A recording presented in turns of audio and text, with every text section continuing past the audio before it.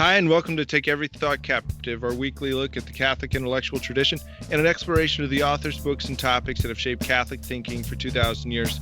My name is Jason Gale, and I'm joined this week by Dr. Richard Bulzacchelli, our lecturer in theology. And today, our topic is going to cover the next course that Dr. Bulzacchelli is going to be rolling out here pretty soon, and it's going to be on the triune God. And so today we kind of want to just talk a little bit about the Trinity, some of the issues and major questions surrounding the Trinity.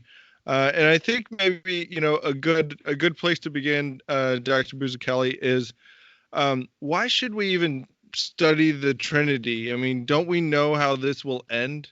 It will just end in sheer frustration, and we will really be able to grasp very little of this. It seems almost like an exercise in mortification to say I'm going to study something that I know is not where I'm not really going to get at a satisfactory answer to my longing, to my questions, and all these things. Right. What do you think about that? Yeah, well, it's definitely an exercise in futility. In the strict sense, if what we mean is we want to come away having understood God's interior life, right? I Yeah, mean, like yeah, what yeah, it is to be God. We're not going to understand that. yeah. It's inaccessible to us, right? What we understand about the Trinity is A, that God is triune, because Mm-hmm. this is revealed to us. Um, and we understand who the persons of the Trinity are. We understand the that the Trinity is that there's a oneness in God, Mm-hmm. right? Not a plurality of gods, Right. and that the persons are distinct from one another in some kind of relational way, right? Right. And that this is God's basic mode of existence, right? That from eternity, God just is this way. He's not composed of things that come together to constitute him, as if, because if that were the case, they would pre-exist him, right? Right. Right. Um, and he doesn't kind of just turn into a multiplicity of things, right? Right. That's not exactly a correct description of what happens in God. He just is this way from eternity, right? And so, what theologians do is try to find ways of talking about these facts about God. Mm-hmm. Now, there's a lot at stake, right? And there are ways in which we could try to articulate the Trinity, which would lead us down paths we don't want to go. Um, right? They would end in heresy. And then there are ways of talking about the Trinity that seem, sort of to give us some kind of something rational to hang our hats on, right? It gives us ways to think about God that make some kind of sense out of the mystery to us. They're not explanations, Right. right? But they're just ways of us trying to approach the mystery. Yeah, and I think this is important for Catholics on kind of two fronts. Uh, the first is, the more that we can study the Trinity, the more we're studying about and kind of looking into uh, um, the nature of God, because we're not just called to have a personal relationship with Jesus, although that is a very important part, is to have a relationship with Jesus. While I'm not a particular fan of that phrase, uh, um, there's truth to each of those words in describing our relationship. But C.S. Lewis, in several of his writings, I know he talks about a three-personal relationship. That Yeah, our communion with God is it should not be reduced to a personal relationship with Jesus, but that we're called to enter into this life, and grace makes it so that we enter into this life with the Father, with the Son, and with the Holy Spirit. right. That it's this, as C.S. Lewis says, the three personal relationship. And so the more that we can, enter into that, I think the more rich and our spiritual lives and our prayer lives can be. But also, our work of evangelization, this is the kind of the second front that I think it's important to study the Trinity, uh, um, is because we don't want to discount, or we don't want to set aside, two persons of the Trinity in our catechesis and our evangelization, but really show the unity, and then therefore the beauty of the Trinity, and the life that we're called to enter into through grace and through baptism. Right. So I think for our listeners, those two things are so important. Why it is that we will begin this exercise of somewhat futility, but of great spiritual, I think, wealth that we can get from it. Right. So I think one of the things that we want to kind of discuss, right, Hmm. is that what we're talking about with the Trinity is the way God is in Himself, right? Yeah. Um, and and the problem, of course, is that we can't really know that, right? We can in this life we can't have that kind of apprehension of God's essence, but we can know that it is the case, right? Right. We can know that it's the case. But there's Yeah. another. Now, what I'm talking about here is knowledge, right? Of what we're talking, the kind of knowledge we're talking about Hmm. is a theoretical knowledge. We can't. That's not the kind of knowledge that we can have of God in this life. Right. But we can have other forms of knowledge of God, right? When we talk about faith, faith is a kind of knowledge, right? Yeah. It's not a purely abstract thing. In fact, faith is of its nature very personal. Hmm. Faith is ultimately trust, right? In God. It's knowledge of who God is. If you see what I'm saying, right? God Yeah. reveals himself, discloses himself, and we receive that. We believe him. We believe God in his self-disclosure. That's really what faith is, right? So through that supernatural exchange where God reveals himself and we receive, uh, born in us, right, Hmm. is an awareness of who God actually is, of his identity and his intentions. And that's what faith is.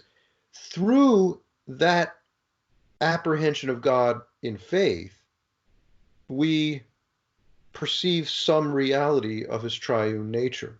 Right. Again, we can't understand it at a theoretical level, but we can encounter it. We can experience it in some way, right? So when we're baptized into the Trinitarian life itself, Hmm.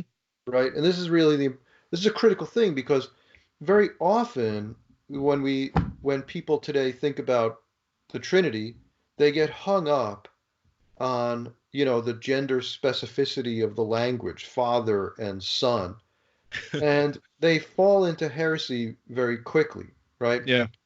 So, I mean, if this is a thing you really care about, I think you're just going to have to find a different religion or something um, because if you try to impose this problem on God's own self-disclosure, right, Hmm. you're going to end up with very, very serious implications. Dr. Bulzacchelli, are you saying that that God is really male or something? No, of course I'm not saying that, but I'm saying God chooses to disclose himself as Father, right? Father is the name he gives uh, to this person of the Trinity, right? In Yeah. the way that he discloses himself to us. Son is the name he gives to this person of the Trinity, right? To this person within himself. And when that person becomes incarnate, he becomes incarnate as a male human being, right? And this is it's interesting that this is the case, and I think we need to try to come to grips with something of what is being taught to us by God about Himself in this way, right? Yeah. And But I'll make a quick note here for our listeners. This is hugely important because I can tell you, uh, I have a little quote in front of me from a textbook that's used in a children's a religious education textbook series. Um, and when it is talking about the Trinity, it says this: God is Father, but he isn't man. We could call God Mother too, because mothers as well as fathers give us life and protect and care for us. But God is neither male nor female. God is God, beyond gender, race, or any other human category. And it's so. I mean, like this kind of idea of when we're talking about the Trinity to begin with these, uh, trying to explain away some of the things, especially the title that Jesus gave us. You Yeah, know, right. that should hold some sort of. We shouldn't try to explain away a title that That God that's himself gives us. yeah, that God himself gives us, and say, well, we could call him Mother too. Yeah. Oh, Yeah, sure. so I mean, I look, guess here's the I thing. guess you could, but On the face of it, the statements made in the textbook are true. They're metaphysically true assertions, right? I mean, like, right. yes, yes, God is beyond gender and all that, okay? Like Yeah. nobody really seriously contests that claim. Right. And in the Bible, there are important points that one has to make, right? I mean, we do have to recognize that in the Bible, there is, first of all, some ambiguous language regarding the Spirit, regarding the concept of wisdom Hmm. uh, in Sure. relationship to God, right? To what does it actually refer? It's a big question.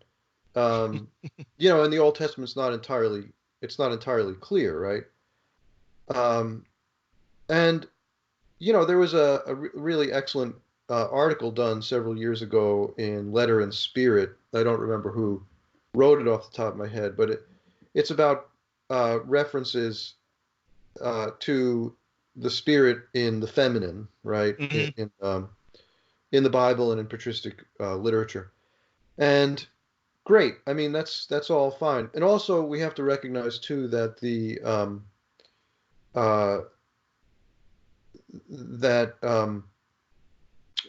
God is described, right? The form of God's love for humanity is described in Hebrew with the word rachamim, right? Which is a word that derives from a woman's womb. Mm. It's the love that a mother has for her children, right? Hmm. Where she nurtured the child in her womb for 9 months and then at her breast until the child was weaned, and right, she's the nucleus, she's the hub of the family, right? Yeah. And she seeks the reconciliation of all the members of the family, um, regardless of any harm done, right? I mean, she's always seeking to restore relationship.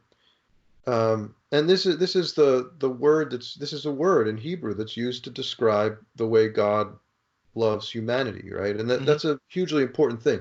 So no one's here to say that God is sort of male in the way that you and I are male, but I think we have to recognize that there's no way to avoid um, accepting God's own titles for himself Yeah. in Revelation. I think we just have to we have to we just have to be able to say that that's okay, right? But Yeah. here's what happens Yeah. when we try to avoid it. Okay, we've seen disasters like this happen. So I remember when I was an undergraduate. Now this was I'll date myself here, but Count I to the enrolled in Trent college somewhere in around there. 1987, graduated in 1991, and I remember even then this was actually a controversy at the time. What do we Mm. do with God, calling God Father and Son? Can't we say instead, this was the idea, that God is Creator, Redeemer, and Sanctifier, right? Oh yeah, yeah, yeah. People Right. used This to thing. were baptized by Well, that's that, right. and So they had to be eventually, rebaptized. that's right. Eventually, you got to this point where people started baptizing in the name of the Creator, the Redeemer, and the Sanctifier. And this came up as a controversy addressed by the Congregation for the Doctrine of the Faith several years ago Mm-hmm. now. And so a dubium was eventually sent asking whether these baptisms would be considered valid. And of course, they said no, Yeah. right? They would not be considered valid, and therefore they had to be baptized anew under the Yeah. correct formula. So the the CDF didn't explain theologically why this was the case, right? Why would this not be a valid form of baptism? But it's not really the CDF's job to offer the theological explanation, right? Sure. It was a yes or no question. Yeah. Is it valid or not? They said no. Now, okay, I'll tell you why it's not valid. Okay, I can do that because I'm a trained theologian. I get this. I can Yeah. answer this question. It's not a valid form of baptism because God is creator not in himself, but in relation to us, Mm. right? If he Yeah. chose not to create, which I guess he could have done, right? I mean, like, Yeah. the church teaches that God does not emanate us of necessity, right? Of any natural necessity. Yeah. He wills us into being. And in fact, in the creation narrative in Genesis, right, the word bara is used, which is a word that we translate it as create. God created, right? But in fact, it means chose, will, Interesting. elected, Yeah. right? That's a really important idea. God is not of necessity Creator. bound to create, Yeah. right? So Yeah. that this is something he chooses to become creator in a sense, right? In a sense that God can become anything. Yeah. He chooses, right, to be creator by creating. Hmm. He chooses to be redeemer by redeeming. Yeah. He He didn't have chooses to. to be Yeah. sanctifier by sanctifying. But this is not a description of how God is in himself. It's how God is relative to us, which means if we baptize in the name of the Creator and the Redeemer and the Sanctifier, we're not being baptized into God's own interior life.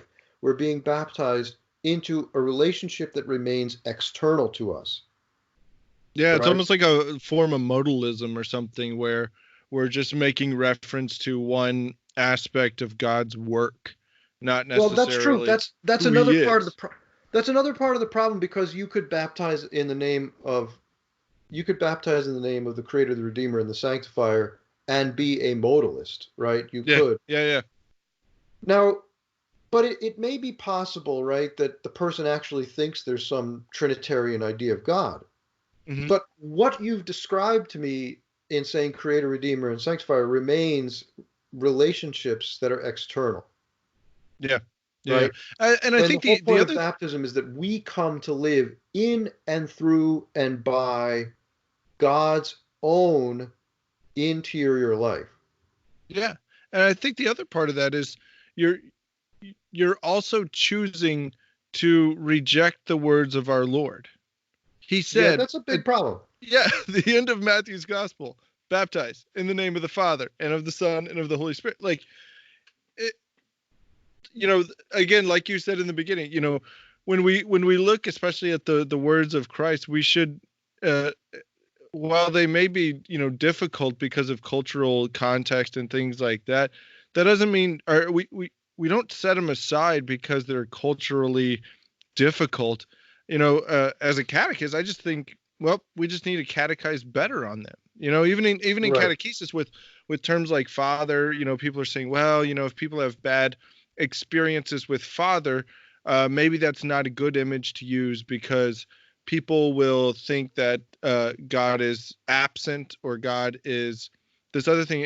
And I'm completely the other way. I'm saying, no, we need to catechize on what real fatherhood is. That's right. That if something is deficient, that means that we need to put extra work into it. And so in the work of catechesis, if fatherhood is something that the understanding of fatherhood, or even a proper experience of a good father, is something that's difficult, we need to catechize better on it, because Jesus himself tells us that God is Father, and to not just simply, oh, this will be difficult for my students, therefore I'm literally going to use a different term that is not scriptural, that is in essence, reject the words of our Lord. That's a huge problem. Yeah, it is a problem, and it's a problem that really, it's part and parcel of today's sort of secularized understanding of virtually everything, right? Including religion and faith. Yeah. So you'll hear people say very often, right? Usually having something to do with the with gender theory. Mm. Um, they'll say something like, "My God, blah blah blah," right? Yeah. My God has this view. My God has that view. Like, interesting, right? Because if my God has a different view, that means you and I are actually worshiping different gods, right? I mean, like, Yeah. they're not the same, unless the one God disagrees with himself, which I think is like, that can't really happen. That's an So absurdity. Yeah. yeah, that's an absurdity. So um, and like right now, as we speak, right, what's happening? The Methodists are undergoing a schism over this very issue, right, about Yeah. God's view about gender theory. But anyway, so the point is that if I become the reference point, if I Hmm. what suits my sensibilities, that becomes the reference point about what I Yeah. can accept or reject in God's self-revelation.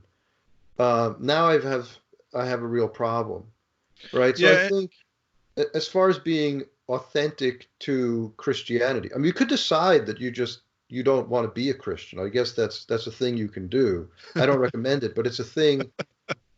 It's a possible stance that you can take. But Yes. if you want to actually be authentically Christian, the safest route to go is to start by accepting what God reveals. And I think you hit on this point earlier, and I think it's a point that brought, when it was made to me, it brought clarity, relief, and some assurance in my own faith and understanding. Was I had Hmm. a good Dominican professor tell me once. We were just talking. It was a class on, what was it on? I think it was the sacraments, and we were going through just kind of our understanding and things like that. And you had mentioned this in the beginning with the similar language, and he says, you know, while we can't understand everything about who God is and how he operates and how he chooses to justify and sanctify us, um, what we do know is that it works. So, Hmm. and he says, for example, baptism. Uh, do we know how baptism, like how it works on the soul and all this stuff? Do we know how all of these things? No, I mean, not really. I mean, how Yeah. is it that you're spiritually more close to somebody that's baptized than you are, say, an unbaptized relative? You know, Yeah. you're ontologically more close to that person than you are a blood relative that's not baptized. Like, how is that? I don't know. And you know what, but I don't put my faith in all of these hows, Yeah. and I put my Right. faith in that it is. Uh-huh. Does But why? baptism Because I believe just, the one who reveals it to me. yes, yeah, exactly. So the so this is an important issue that I was getting at, which is that there are two different ways of questioning, right, Hmm. within Christianity. Um, and I think it's important for a proper theological understanding of things, right, to be able to see this distinction. One can question ad intra or ad extra, right, from within the Hmm. faith or from outside of it. And Hmm. I think that today our tendency is to begin by questioning ad extra. Yeah. In other words, that we're beginning with what would be called a hermeneutic of suspicion. Yep. We're Yeah. Yeah. beginning with doubt, and we're saying that doesn't make sense to me as the reference point, right? In my judgment, Yeah. so I will suspend belief until such time as you can explain it to me in terms that I find, in the worst case scenario, um, that I find to be compelling to belief, right? In other words, what I mean by the apodictically certain, that you've Sure. demonstrated to me like a mathematical proposition that I have to believe this. At that point, then I'll accept it. But until that time, I suspend my judgment. I think it's not the case. That kind of questioning ad extra is, I mean, it is outside the faith. I mean, that Yeah. posture is a non-faith posture, right? Yeah. And you can't do theology that way, Yeah. And right? even I remember Pope Benedict even talks about, it's kind of this idea that unless I have direct knowledge of something, then I'm not going to believe it. I mean, he says, you wouldn't be able to live your life if that was the case. I mean, think about it, for example, if in order to use the gas pedal or the brake pedal on your car, you had to know exactly how the brake pedal, when you push that, how did it stop the car? I'm not going to push the brake pedal until I know exactly how it stops the car. No, that's ridiculous. Uh, hardly anybody would. There would only be mechanics on the road, which would be absolutely frightening, because they're Uh, horrible drivers most of the time. But you know, but to have this idea, like you said, like that's how people are approaching the faith, from this hermeneutic of suspicion, or even just this kind of secular skepticism, where uh, um, the burden of proof is on you to prove to me exactly how this works, or I can't believe it. Not that I won't, right. but I can't.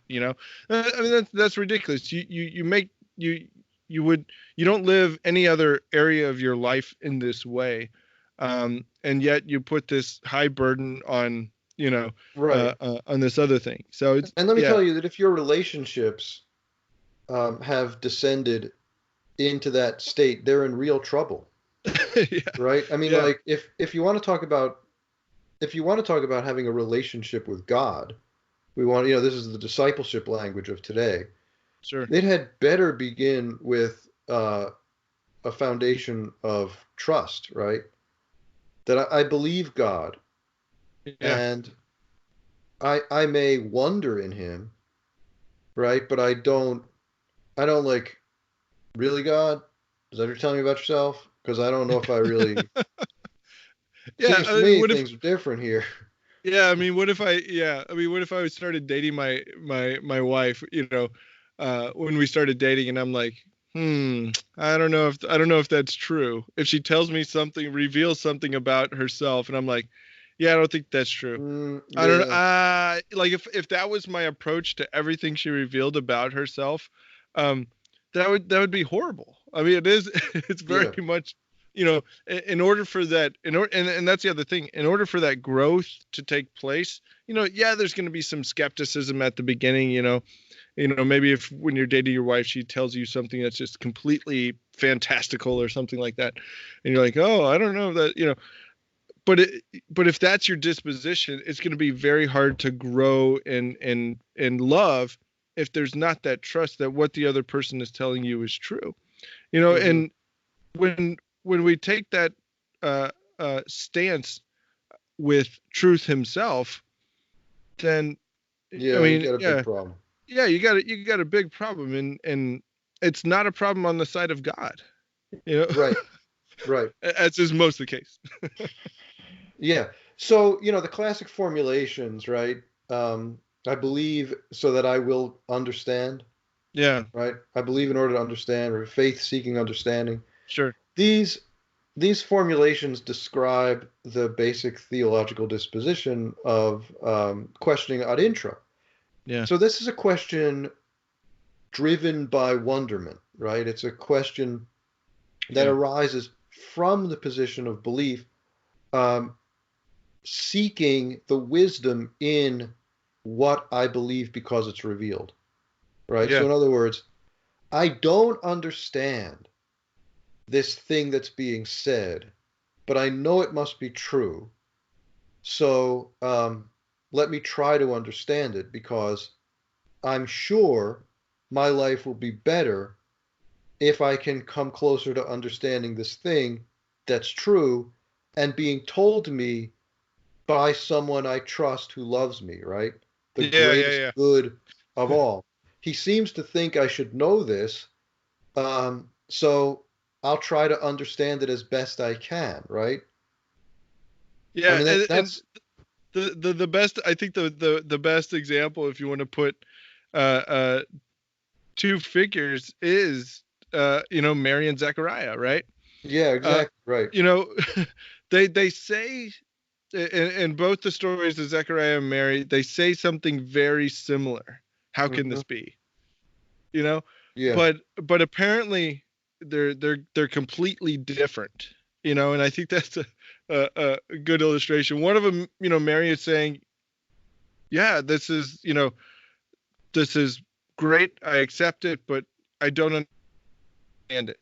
yeah, Um, right. she's So, accepting the facts that are given to her, where it seems as though because of the consequences that Zechariah is saying, well, I don't know yeah. So about that. Yeah, Zechariah is actually, he's saying, how can I be sure of this? yeah, yeah, yeah. Right? How can I be sure of this? What Mary is saying is, how can this be? Mm. Right?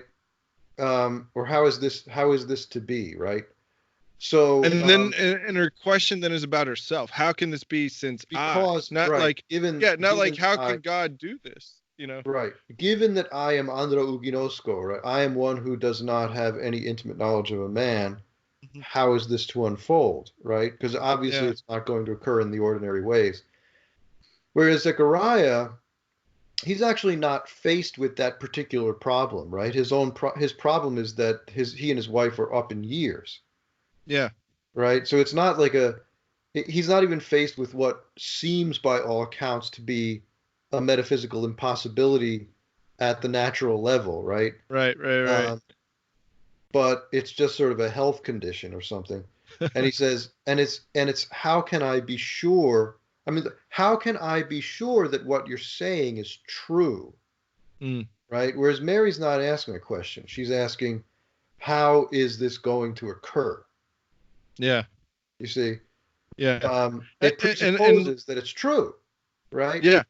Yeah, and like you said, that's the proper place for theological, interest in doing theology proper, is beginning from that place of fidelity, Hmm. and asking those questions. Okay, if this is the case, how can it be? Okay, if baptism does what it says it does, what Christ has revealed and what the church teaches, how does this happen? And then that's a proper place for exploration. But to begin with, you know well, I think we should be changing, looking into the form. Well, what about this other thing? Would that, like, again, like, it's a completely different disposition. Not, and again, not just the issue at hand. We're not just saying, well, let's look at this question, but when you're questioning something that has been revealed like that, you're also questioning the questioner, or you're questioning the one who revealed it, Right. which is a problematic disposition to have, uh, um, when faced with God. Yeah, that's right. So, if you, I mean, just think about the person who is just obsessed with this question about talking about God as Father and Son, Yeah, and wants to reconstitute the baptismal formula to match his own sensibilities. He's really concerned about, well, what can I, how can I address this problem of how I feel about God or something, right?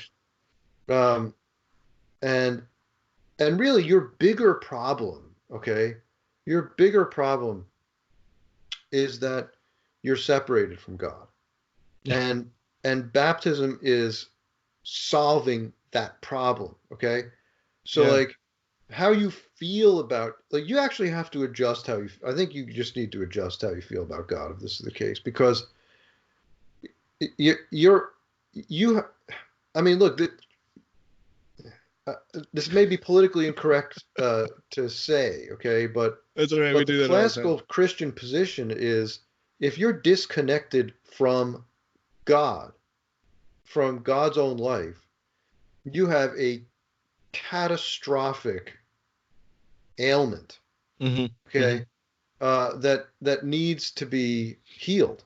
All right, and the way it's going to get healed is through baptism, Right. by closing that gap between you and God, by being taken up into God's own interior life. That's going to fix your problem. And if if you have some gigantic hang up about how you feel about this God who seeks to prevent you from going to hell, you are the one, I think, who needs to adjust. Does Yeah. that make sense to you? Yeah. Yeah. Yeah. No, and I've had that experience. I mean, where, at some point in, I think, in the mature Christian's life, when if they're struggling with different aspects of the faith, and again, I'm speaking from experience as well. When you're struggling with these things, at some point, I think the mature person has to come to the understanding that the problem is not with what God has revealed, but the problem is with my understanding. That's right. Um, that I mean, that's a big place of humility, which our world currently lacks a lot of. Hmm. So it's a very, I think, difficult position for a lot of people to get to. But at the same time, like, that's the only place Yeah. that you can begin to understand and to look into these really deep questions and topics that have real consequences, Hmm. like the study of the Trinity.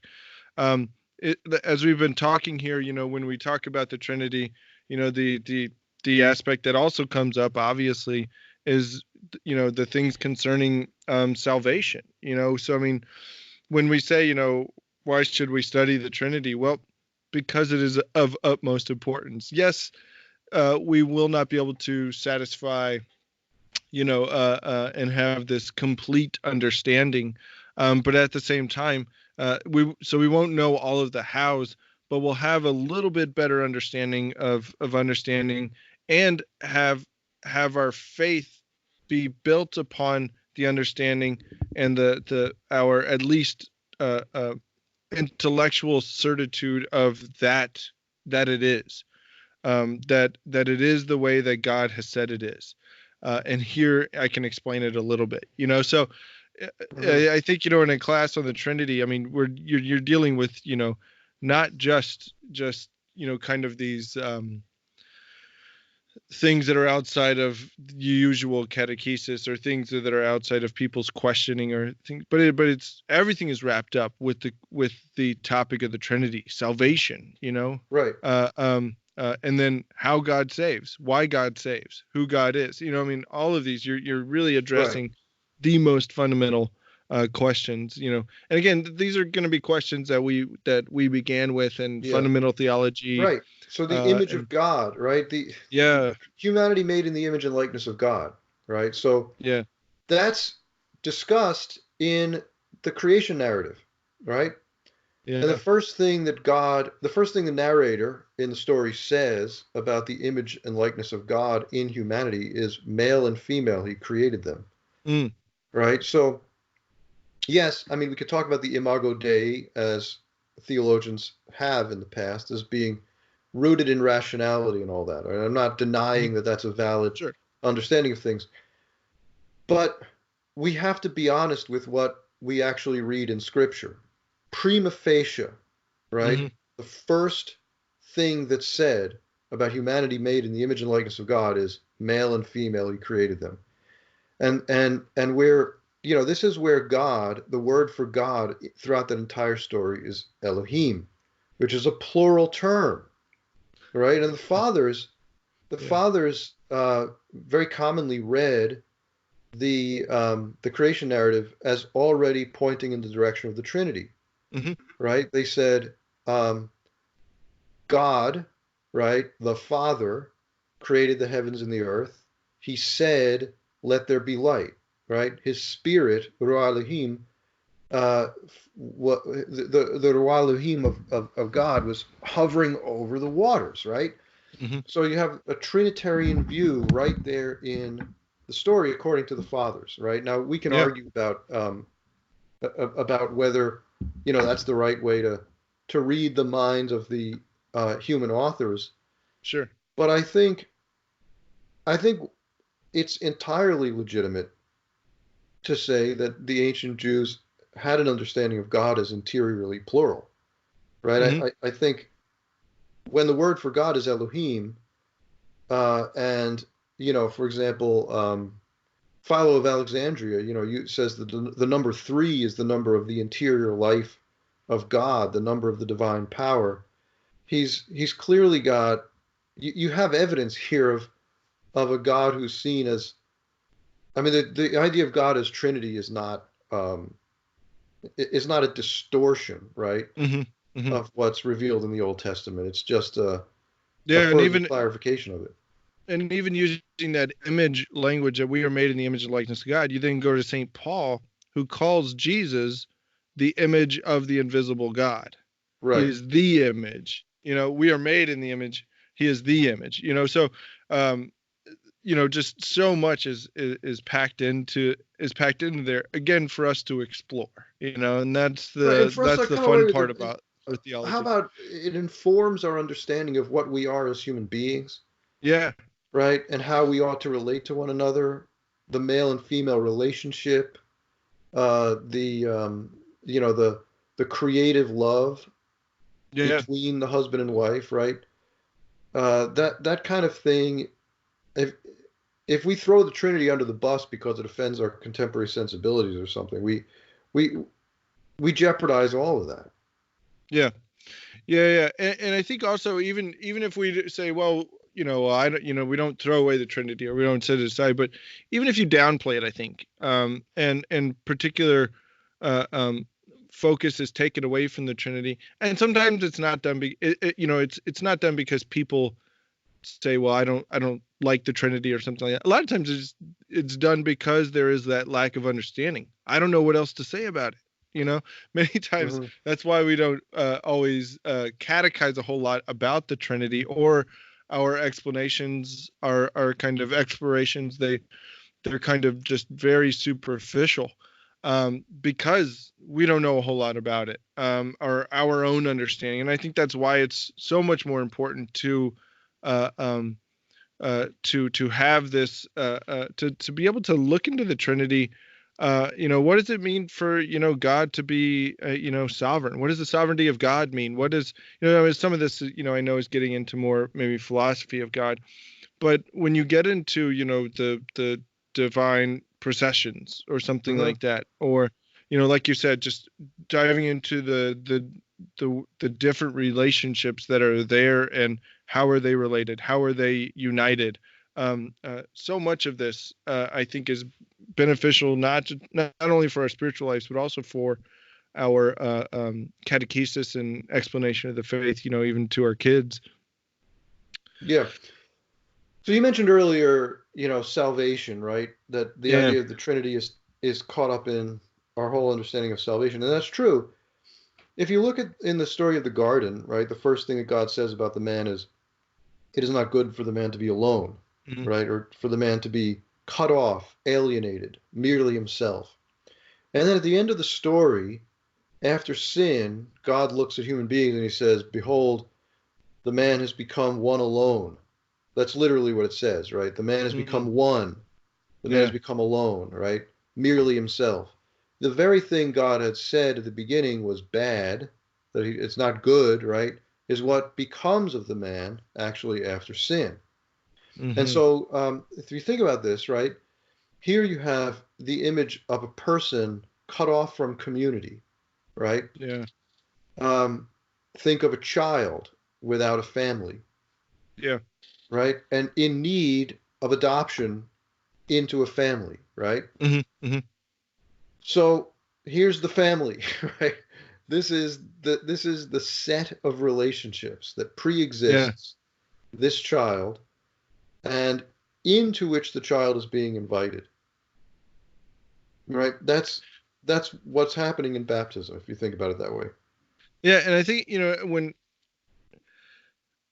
when we talk about, the mercy of God, a lot of times we'll Hmm. focus on that, and sometimes that'll go askew, or many times it goes that way when we start to talk about the mercy of God.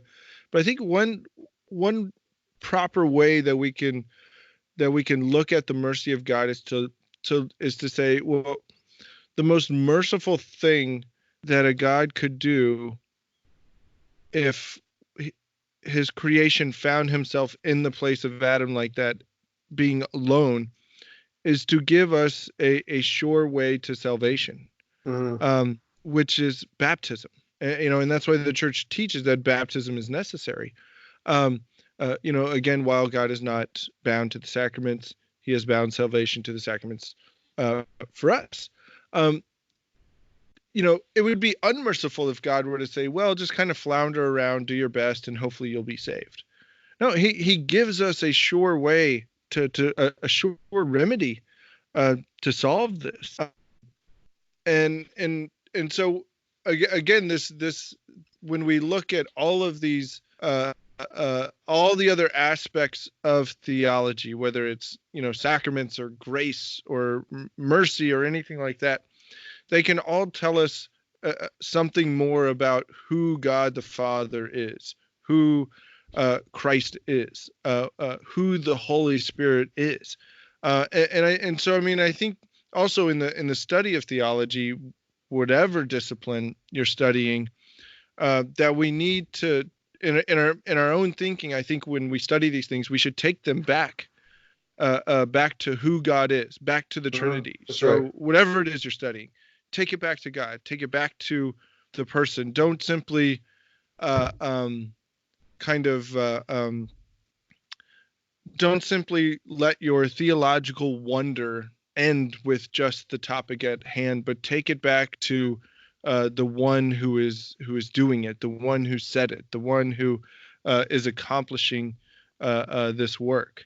I think that's so important, and not just again for your own spiritual life, but I mean, many times I think in catechesis and evangelization, we need to try to help people have kind of a big picture view, Hmm. um, so that when they come to some understanding, everything else can kind of fall into place.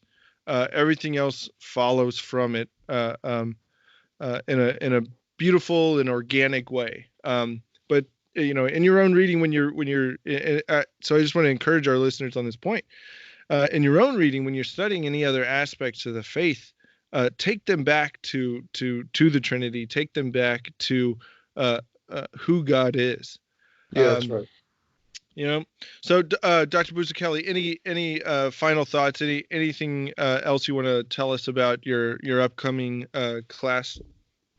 Well, I want to leave maybe the listeners with an image, right, to try to understand what it is that one does when trying to do theology about the Trinity. Okay, All right. if you're a parent, right, you'll have this experience. You take a baby into your lap, right, or into your arms. You're holding the child. So this is, say, a child who's old enough to engage, right? Not a newborn baby, but Mm-hmm. someone old enough to engage. And you know how children, when you hold them in your lap, they'll kind of just look at you. They'll Yeah. look at your face. They'll look all over your face, and they'll reach their hands out, right? And they'll just start touching your face, okay? And they're kind of smiling, and they have this look of sort of wonder and amazement about them. Mm-hmm. Mm-hmm. That's your child looking at you, his his father. Mm-hmm. Um, he believes already, right?